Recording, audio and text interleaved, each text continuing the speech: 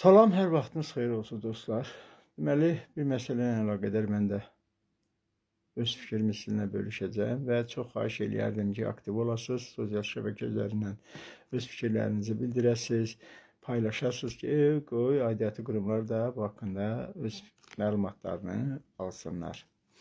Deməli, 2012-ci ildə Mikayıl Cabbarov Təhsil Naziri işlədiyi dövrdə bir görüş keçirdi və bu görüşdə qəbul keçirdi, daha doğrusu qəbulda mən də orada oldum və öz fikirlərini bildirirdilər. Biri işlə əlaqədar olaraq, biri başqa bir məsələ ilə əlaqədar olaraq və çox sağ olsun Mikayıl Cabbarov da təzə təhsil naziri idi. Hamını qəbul elədi, eyni zamanda məni də qəbul elədi. Mən də öz fikrimi bildirdim və Mikayıl Cabbarov mən çox ciddi bir insan kimi tanıyırdım.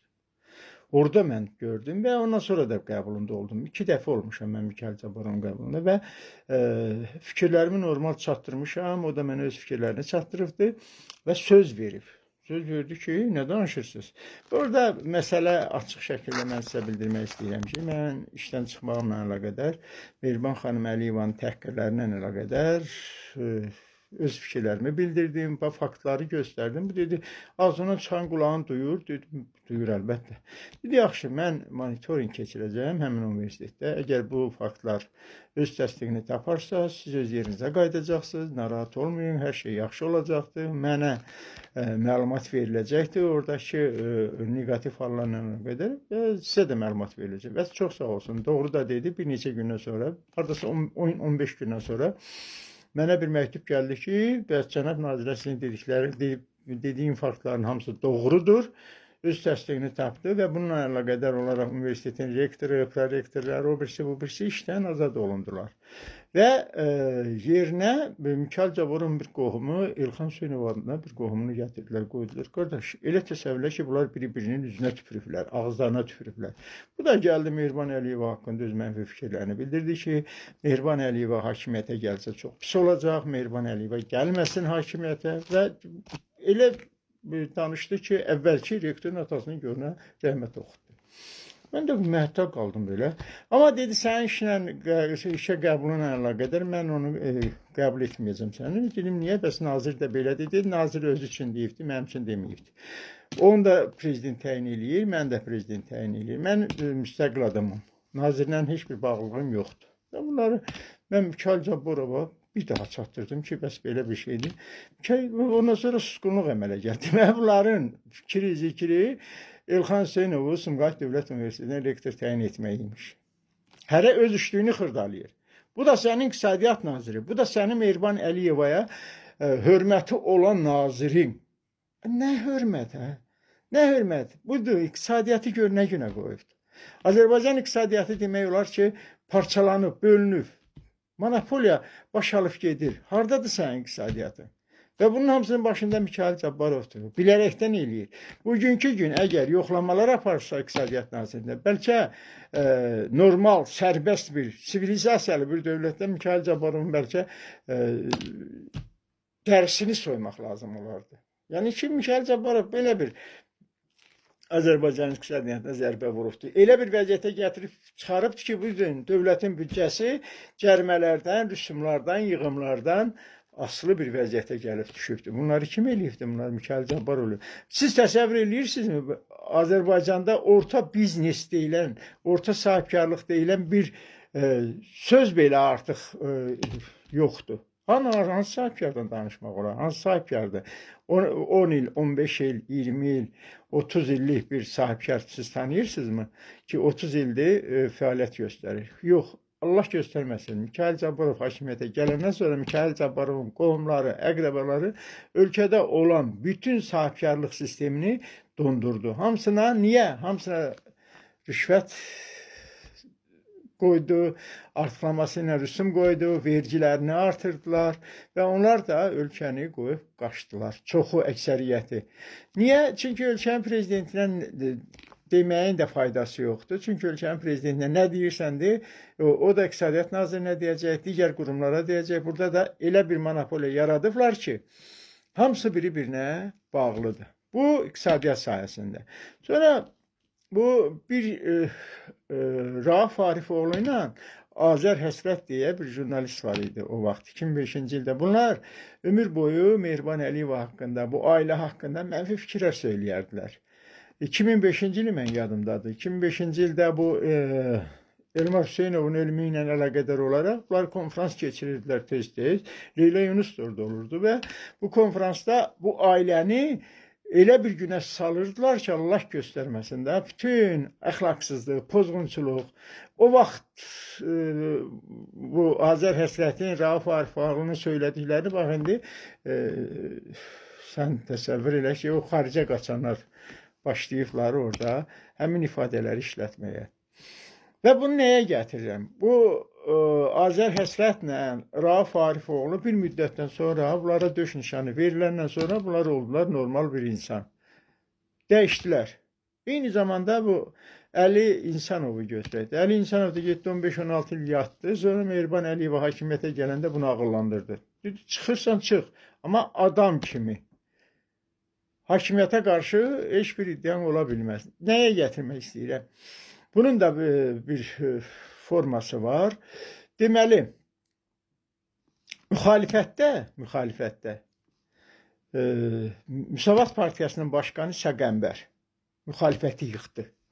Məhv elədi. Bir nəfərin hamısı da pula görə. Bir nəfərin ağzı nədir ki, xaricdə geçsin, hansısa bir konferansda iştirak eləsin və yaxud da öz fikirlərini ifadə eləsin və yaxud da nəsə desin. Bunlarınki budur ki, məsəl üçün, buradan çıxsın, hökumət qaz satmaz, uşaq pulunu artırmaq lazımdır.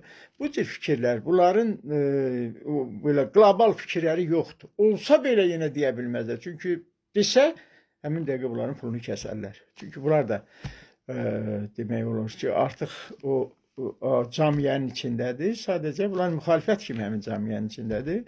Amma İqtisadiyyat naziri Mikayıl Cabbarov isə iqtidarı, camiyyənin içində olan bu iqtidarı ələ alıbdır. Güya ki, bütün məsələləri, çünki tez gedib gəlirdi hakimiyyətdə bunun sözünü daha üstün tuturlar. Çünki əvvəlki İqtisadiyyat nazirini yıxan da elə Mikayıl Cabbarov oldu. Öz fikirlərinlə, yəni ki, elə bugün yaxşı insanları qabağa çəkmək olmur. Ya satqın olasan, ya başqa istiqamətdə hakimiyyətə yaxın olasan, qohum olasan və yaxud da digər formada yaxın olasan. Bunu nəyə gətirirəm? Bunu ona gətirirəm ki, bugün İlham Əliyevlə Mehriban Əliyevanı hörmətdən salan insanlardan biri də İqtisadiyyat naziridir. Yəni sözüm ona. Biri Səqəmbər müxalifət tərəfdən, İqtisadiyyat naziri Mikayıl Cabbarov da iqtidar tərəfdən bu hakimiyyəti məhv elədi, söyüşə qərq elədi, batırdı. Yəni, bugünkü söyüşlərin, siz təsəvvür edin ki, söyüş söyülür, birbaşa ünvanlanır kimə? Mehriban Əliyevaya, ünvanlanır İlham Əliyeva. Amma söydürən kimdir? Söydürən başqasıdır. Söydürən İqtisadiyyat naziridir. Birinin gedir cəriməsini qaldırır, söydürür. Birinin gedir malını oğurlatdırır. Birinin gedir digər sahələrdə vergisini qaldırır və buna görə də ölkədə anarxiya baş verir və ölkə başlayır, ölkədə vətəndaşlar başlayır ölkə rəhbərini təhqir eləməyə. Eyni zamanda bugün görürsünüzmü, gündəmi zəbt eləyir, məsəl üçün, kimlər zəbt eləyirdi? Düzdür, Xoşqədəmlərdir, o birisidir, bu birisidir, Zarulardır, bunları çıxartdılar, amma onlar yenə də var. Yenə də var. Bu sahədən çıxartdılar, artıq o sahə özünü doğrultdu. Neçə illərdir ki, bunlar hakimiyyətdədir də bu. İqtisadiyyat naziri işləyir, onun dostu məsələn Maliyyə naziri işləyir, o birisilər də bu birislərdir. Çünki iqtisadiyyatda olan monopoliyanı xalq bilməsin, görməsin. Bunun üçün jurnalistləri bir-birinə boğuşdururdu. Ondan sonra digər insanların alt paltarını göstərirdi və xalqın başını qatırdı. İndi də pensiyaları atıblar ortalığa. Dövlətdə bir qanun olmalıdır ki, sən 60 yaşında pensiyaya çıxasan və yaxud 55. Da 2 gündən bir, 3 gündən bir pensiya yaşı 55 olacaq, 60 olacaq. Bununla iqtisadiyyat inkişaf eləmir ki, iqtisadiyyatın inkişaf eləməsi üçün sən ölkə rəhbərinə müəyyən məlumatlar verməlisən ki, biz bu belə bir tədbirin görülməsi regionların sosial-iqtisadi inkişafına yaxşı təsir göstərər. Bu da ki, bizim iqtisadiyyatda yoxdur. İqtisadiyyatı bilməyən insan iqtisadiyyat naziri işləyir. Məsələn, əgər bu bilsəydi, cərimələr nədir, bu rüsumlar nədir, bu yığımlar nədir, bu vergilər nədir ki, 2 qat, 3 qat qalxıb, amma ortada minimum əmək haqqı ən aşağı səviyyədədir. Və bunları da biz elə eləməliyik ki, bu cür əməllərə qarşı konkret olaraq biz insanları göstərməliyik ki, bu insanın ucbatından bizim başımıza, xalqın başına bu oyun gəlir. Yenə Allah prezidentimizi qorusun, Allah vitse-prezidentimizi qorusun. Allah o nazirlər ki, xalqa xidmət eləmək istəmir, orada-burada villalar tikirlər, məsəl üçün Kəmaləddin Heydərov kimi, digər nazirlər kimi, Allah da onların bəlasını özü bilər. Verər də, verməz də, yəqin ki, verər. Bugün iqtisadiyyatımız çökür, Azərbaycan iqtisadiyyatı. Demək olar ki, çox pis vəziyyətdədir. Biz belə qəbul etməzdik, biz belə bilməzdik. Bu da İqtisadiyyat Naziri Mikayıl Cabbarovun Mehriban Əliyeva tərəfindən etibar qazanmasından asılıdır. Amma bu etibarın da bir həddi olacaqdır. Bir gün o zopa Mikayıl Cabbarovun da başına dəyəcəkdir. Diqqətinizə görə sağ olun.